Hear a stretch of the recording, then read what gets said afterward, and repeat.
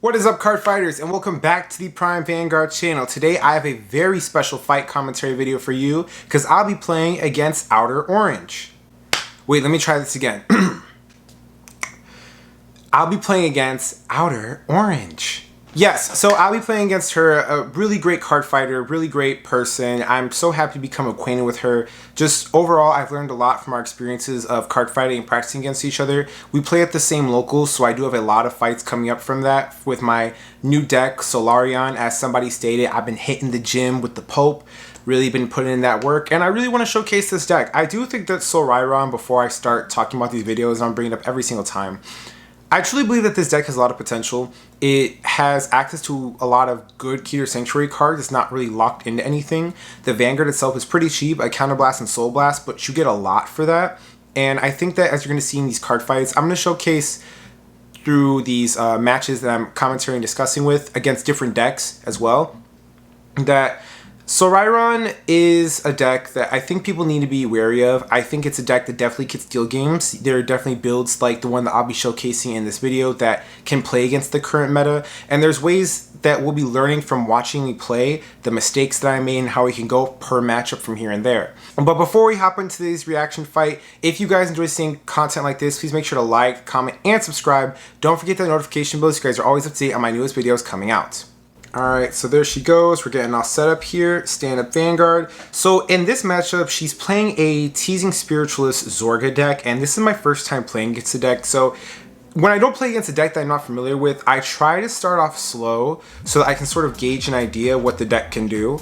And then obviously in the later game, that's when I will switch my strategy. If turn needs to be aggressive, I'll start playing aggressively. If my turn needs a little bit slower, I'll still play a little bit slower and like commit minimal resources.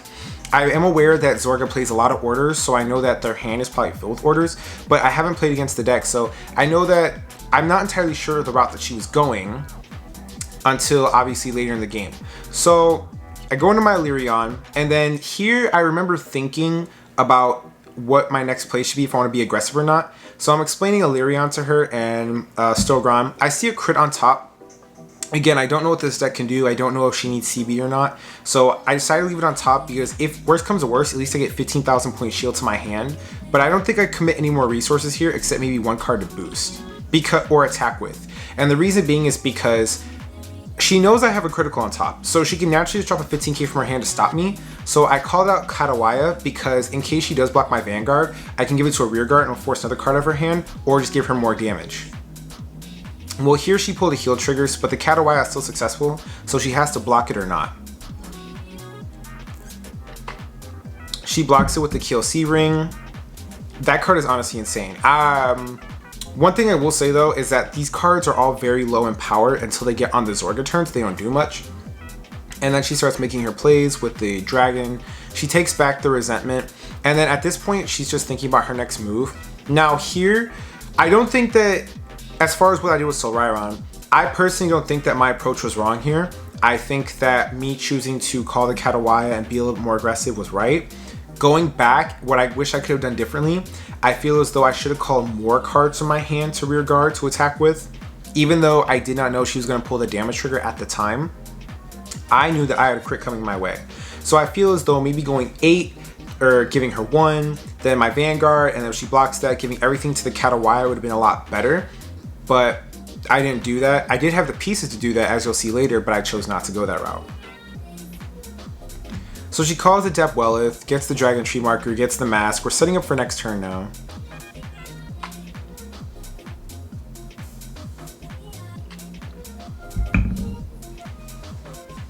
And we were just talking about the deck, and this was her first time, to my knowledge, playing against the deck too, if I remember correctly. So she was also learning what my deck does. She was familiar with what some of the cards do, but not entirely what my style of play with it. Neither was I, so she was explaining Zorga to me, and we were just enjoying talking about it. But the next card she plays, or if you guys saw in her hand, it's a pretty big deal that I didn't know about, was the mushrooms. So I want to say for also K players now, if you do not have a playset of mushrooms, get yourself a playset of mushrooms, because literally it has been like the saving grace to a lot of decks. The fact that it gives soul and 2 bodies onto the board is honestly insane. I have really put this card in a lot of my other Stoicheia decks because it just helps. It really is that strong. You can use it to, and as you see here when she showcases it, you can use it to build a board in the early game so that you get 3 attacks. You can use it to give yourself soul and then 2 boosters set up for your Leonore. Like, the routes you can go with mushrooms is insane. And with Zorga, as you're about to see, because they play the resentment card, which she's going to use here to essentially filter her deck out and then reset the mushrooms, she got a full board, she got to set up her drop zone some more, and she gets soul and another 2 bodies. So basically she got to refund her play and just plus so hard off of this mushroom. It really is a card that all-star K players need to have a play set of, because I do think that this is going to be the special tech for decks in the future, and I just think that it's better to have it now than later.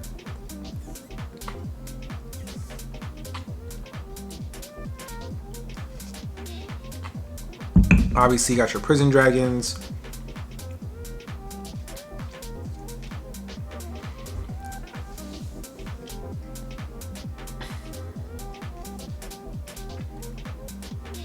Swings with the Vanguard. Did I block this or no? I did block this, for one. She got the front trigger, so it didn't matter. Prison Dragons come in. I was trying to keep my damage low because I lucked out with the heal trigger, but I knew that because she was going to bring the Prison Dragons out, I wasn't going to be able to stop it. So I was trying to block and really wish I could hit another card. Thank God I had a second defensive, because I really, since I didn't know what the deck does, I don't want to go past more than 2 damage. With Solrarion on your first opening turn, depending what your hand is, you honestly don't even need more than 1 point of damage because your Stillground gives you a counter charge. And then obviously Stillground and Illyrion, their effects kick in from Solrarion's ability. Superior call themselves out. Illyrion's going to go ahead and set up for Solrarion this turn. Yep, I'm going to put the Angel on top of the deck. And then I get to draw a new card. I forgot what I drew here, but the point is that Solrarion doesn't need more than 1 to 2 points of damage to open up with. So I think in the early game, depending on what you're playing against, well, regardless what you play against, you don't want to take a lot of damage. Especially here because her Prison Dragons, I know when she goes into her Zorga turn, because I went first and she already has the Masque in her hand, she's going to call back those Prison Dragons, and individually they're going to be 35k plus. And one of them's already on a Dragon Tree marker, so on top of trigger effects, it's going to be just a really strong column to deal with. Now, that blank card you see in the back, that is actually a copy of Zolda Sakab. And Zolda Sakab here is important because the Stogron's going to leave. And I feel as though I messed up here, because now that I'm looking back on it, what I should have done was I should have switched Illyrion and Zolda Sakab columns, because Stogron's going to leave first and then the Angel's going to come into play. And then I would have gotten the card draw and the Angel setup and it would have been way better. So yeah, I messed up there. And I'm just explaining the effects and thinking about it. I explained to her that he was 15k. He wasn't the 10k that she was blocking for when she dropped the keel.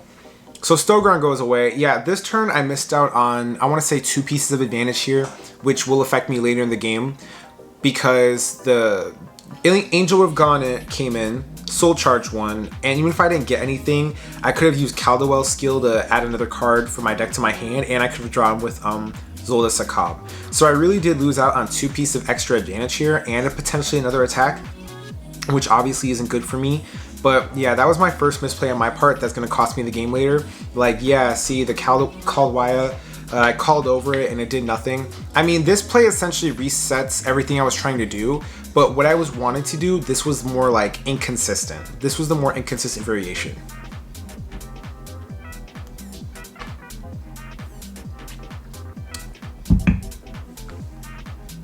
Here, I'm just debating on what order I want to do the skills of. Me personally, I think when you do the Drilling Angel play and the Sakab is open, you should use Sakab to draw and then use Angel to thin out your deck. It is a hit or miss sometimes, but here I lucked out. So I got the other Cardwaya. This play is a luck-based play. If I set it up the other way more correctly, regardless of this Cardwaya was called out or not, I still would have been able to do everything a lot more consistently. I just lucked out here because Cardwaya was in the top 3 of my deck. So definitely do the play that I said first, which was to have the Illyrion and the Sakab switch from earlier. Then go ahead and call out your units the way I stated, which was the Sakab behind the Stogron, then boost, swing, attack, retire, call out the angel, and then get the soul charge. And if you hit the Cadwaya, you can honestly just choose not to call it, and then at least you get to filter out your deck and shuffle some more.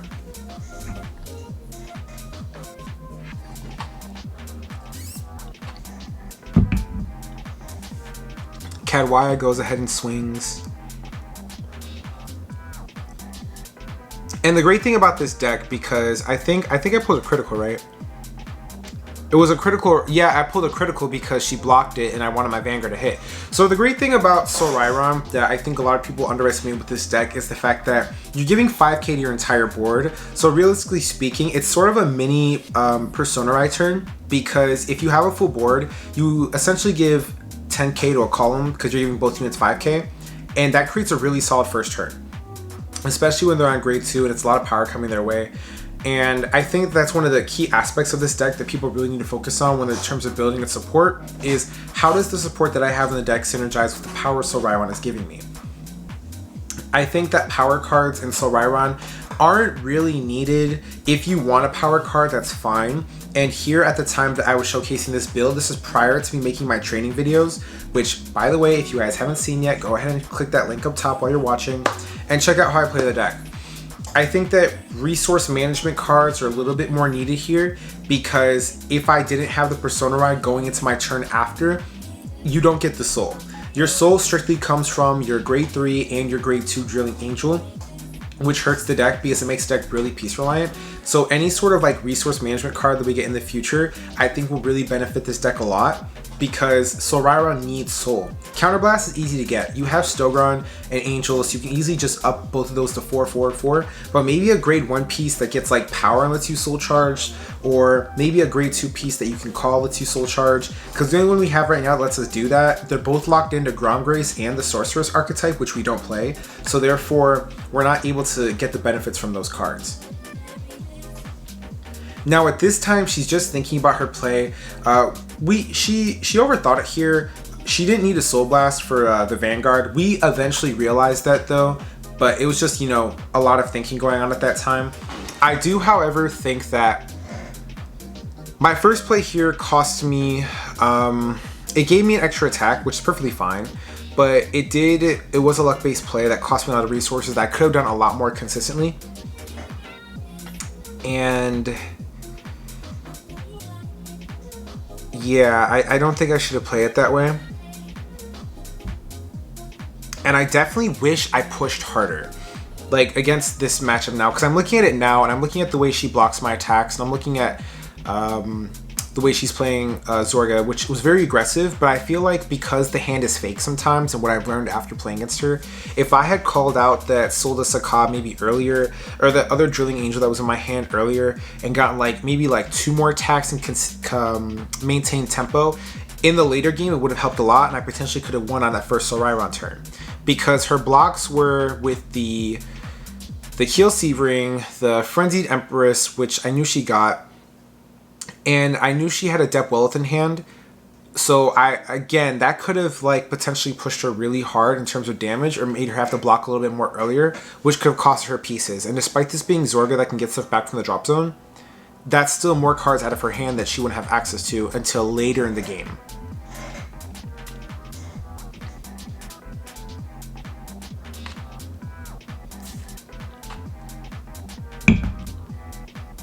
Alright, Zorga Masque comes in.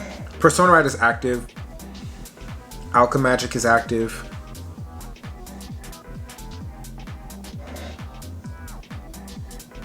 And I just want to let you guys know, go ahead and rewatch this, because this is honestly perfect combo.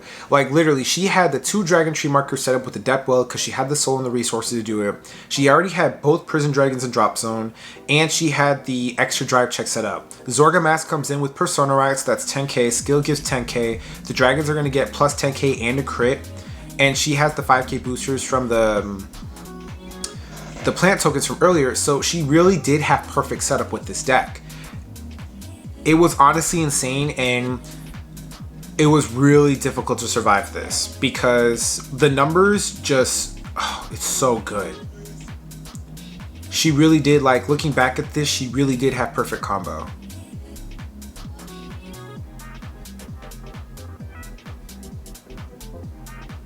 those dragons are sitting at 40k a piece each with a crit. One column is 50,000, the other column is 45k. The Vanguard is huge. And she has the keel. She had, I believe, 1 or 2 kill C rings in drop, but I know she had the one, so I know that this is going to be a 4 attack turn. Now my mentality was, I have to stop both of the dragons because they have crits on them, and then I'll take the Vanguard and I'll take the kill C ring, and I can hopefully survive at the end of this turn with just 5 damage. So I don't remember what my hand was here, but I wish that was my mentality back prior. But I should have tried my best to stop those dragons.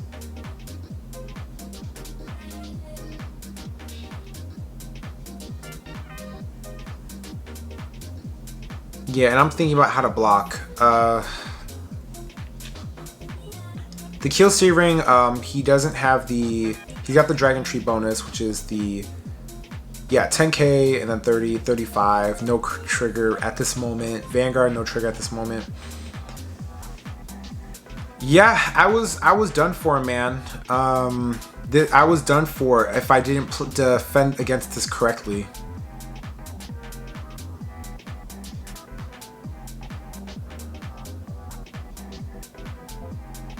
She got the heal.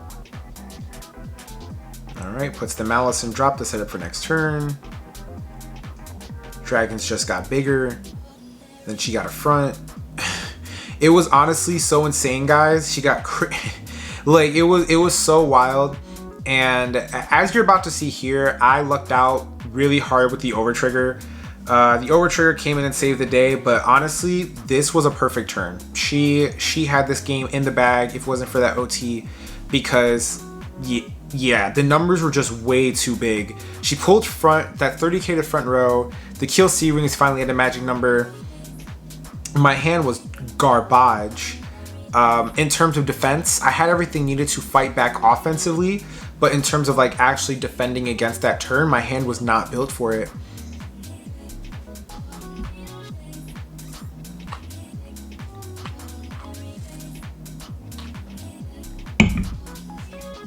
Solrarion comes in, Persona Ride. I had that set up for next turn. The dragon came in. I put Sakab on the top. Yeah, just looking back at that, that is so wild. She had everything perfect. Oh my god, that's crazy. She had her dragon and drop for next turn. She got the Tearful Malice back so she can reset her resources. She had Kill C ring she'd call in. I had another dragon. I used Sakab to draw the Sakab. And then I used Dragon Skill again to put another Sakab on top. I really forgot what was in my hand at this time. I wish I put a better piece.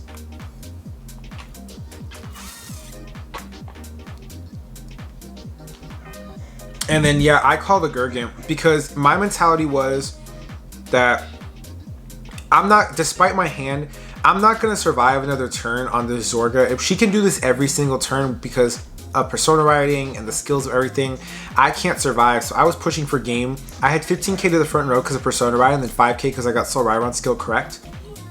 The dragons each get 5k, so I was looking at 33 left, right, and then my next wave of attacks were going to be strong too because of, you know, future skills and whatnot. Yep, that came in. And I saw earlier, but I didn't know she had in hand the Elementaria, so I guess I knew she has a perfect guard now. But I was like, I have to push her magic numbers. So that Gurgant becomes a 10k booster. My Vanguard's 28, so this is 38,000. I got the Sakab, which I knew I got, and then obviously I put a trigger on top of my deck. Yeah, Solrarion being able to stack for putting the second card on top or bottom is crazy. Because you can call your next attacker and then set the top card of your deck for triggers. And that really did like come through. My first trigger was a crit, so I get everything there. And then this is where I help make my comeback, the front trigger, because it's going to give 10k to the front row. So now my front row has plus 25,000. And my numbers were just insane. This was, with the trigger, it's 25, so 38, 43, 53, plus 13, it's 66. Yeah, it was 66,000. I think at the time I said it was like 53k or something. And I gave all the crit to that. I don't remember if she blocks this or not, but I do know that those Sakabs aren't nothing. They're 33, 43, plus 13, 56. It didn't matter because she perfect guarded this next wave of attacks. And then the Sakab came in. I was honestly debating on swinging against her Vanguard or not because I didn't want to give her another point of damage. That was my mentality at the time. But then I also remember, and this is in the middle of a card fight, guys. Your mentality when card fighting is different than like now, like being perspective and observing. At that time, I didn't want to give her the point of damage, but then I checked her drop zone and I remembered, oh, she got Tearful Malice. So I might as well just give her the other point of damage. And I was performing my skills and operations. And I was thinking about my plays.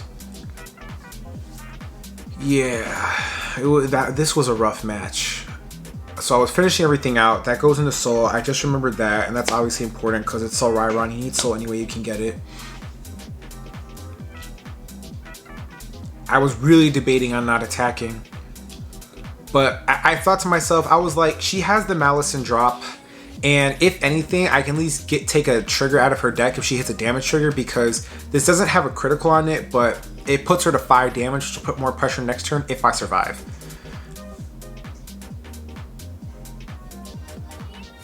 Yeah, and I lucked out here.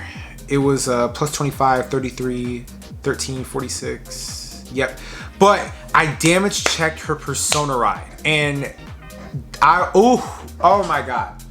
Oh my god, from the OT to damage checking the Persona Ride, like, it helped me make such a huge comeback.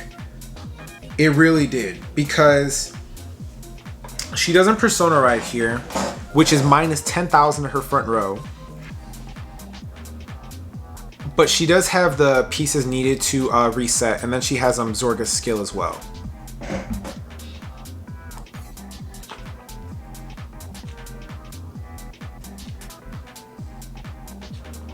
Oh my goodness. Iced coffee is so good. But yeah, OT to damage checking the Persona Ride. And then at this point, I think she's just compressing the deck for triggers and resetting her resources. The Malice lets her do that. Countercharge, draw. I didn't know she drew a Depth Welleth. Masque gonna help her compress, so she gets 2 cards out. She got the Masque, so she was all set up for next turn. I still didn't see her over trigger yet, so I was really scared of that, and I was really debating on what I was going to do here, because she knew that I dropped 15 points shield out of my hand, which, you know, I think would tell somebody that my hand's not the best. Yeah, but those dragons, but even without Persona Ride, this deck is still scary. You're giving 10k to your front row, the dragons come in, she's got double Dragon Tree Marker, so even without Persona Ride, the offense of Zorga is just still insane. And she still has Kill Sea Ring and drop, so she had that 4th attack. It really was like...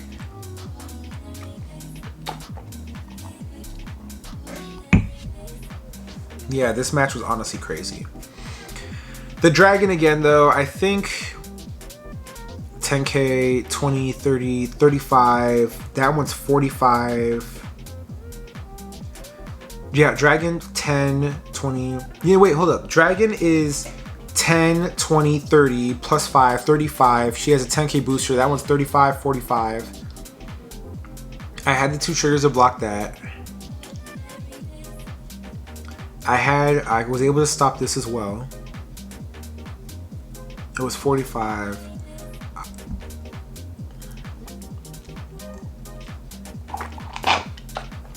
Get the extra 5k shield. That retires. Vanguard is 23 plus 5, which is 28. The kill was just 20.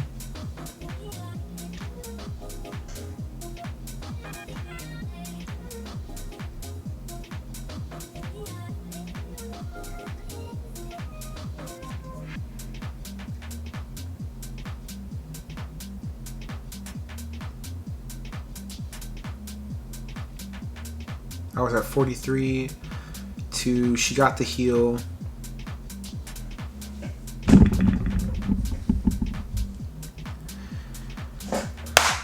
I should have just pushed harder on Zorga so much, and I really do feel like that's you. I just should have pushed harder. But honestly, I can look back and say if it wasn't for that OT, I was dead. Maybe pushing harder would have knocked out one of the triggers she drew, but I was on my last leg here, and I was trying to reset my board with pieces and get stronger stuff out. Yeah, I was looking for better attacking pieces. I didn't get anything.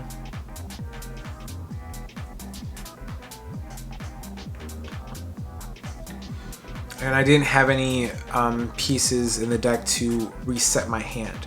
So this is something I want to warn all Solrarion players, that for when you're building your deck, and you know the changes I made to the deck since my tournament, you have to max out the dragon and you have to max out the grade 1.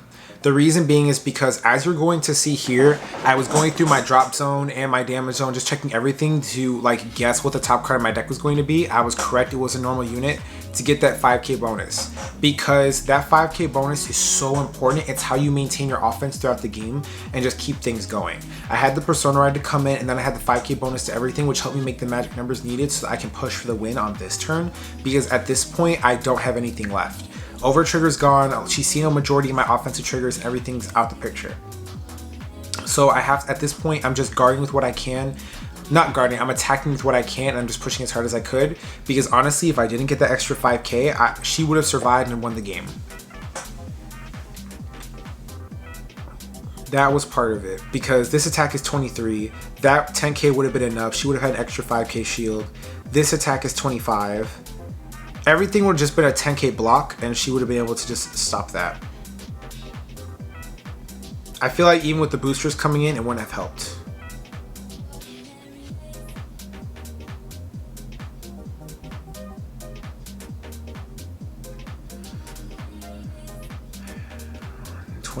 Third, yep. Check top 2. I think that's my last angel, and then I saw the next card I was gonna call out from the top of my deck with the skill. Angel puts the Sakab in. I already knew the Sakab was on top, so I call it out. That goes away. Then I give the deck a nice little shuffle. Yeah, but numbers are such a huge thing with Solrarion. That's the only way you're winning your games. And the deck being super piece reliant really hurts it. The next wave of support, I've seen the 2 new cards, and they really do help the deck out. The next card is, it's gonna not replace the Drilling Angel, because right now I haven't seen any support for soul charging that's not locked into other cards. But that grade 1 will take Sakab's place, and that grade 2 is gonna take the place of the Carberry or the Kadwaya. Now, in this matchup, I see her hand here. Yeah, she had 3 grade 3s, but yeah, honestly, I can look back at, but yeah, I can look back at this match and be like, if I had not gotten the OT, it was over and done with for me. However, I learned a lot about Zorga in that match, and my approach to the deck has changed. I think that with Zorga, you definitely need to push harder in the early game. The hand is fake. As you can see here, she had a decent sized hand, but it's going to be filled with orders and grade 3s. And the grade 1, yes, at the beginning of the game is going to give her 2 extra cards, or just for any Zorga player, 2 extra cards. But I definitely do think that pushing harder in the early game against Zorga, I should have done that with the pieces that I had. And I definitely need to pay better attention to my attack patterns at this time, and watch my my placement of units of formation. I think that would have helped. But at the end of the day, regardless, she had that game in the bag if it wasn't for OT. That's all for today's video, card fighters. Thank you so much for watching my Solrarion video. Definitely go check out Outer Orange's channel as well. I'm going to leave a link to her Zorga video in the bottom, so you guys can definitely watch her video on Zorga. She has a lot of shorts, and she knows a lot about the deck. With that being said, I'll see you later. Peace.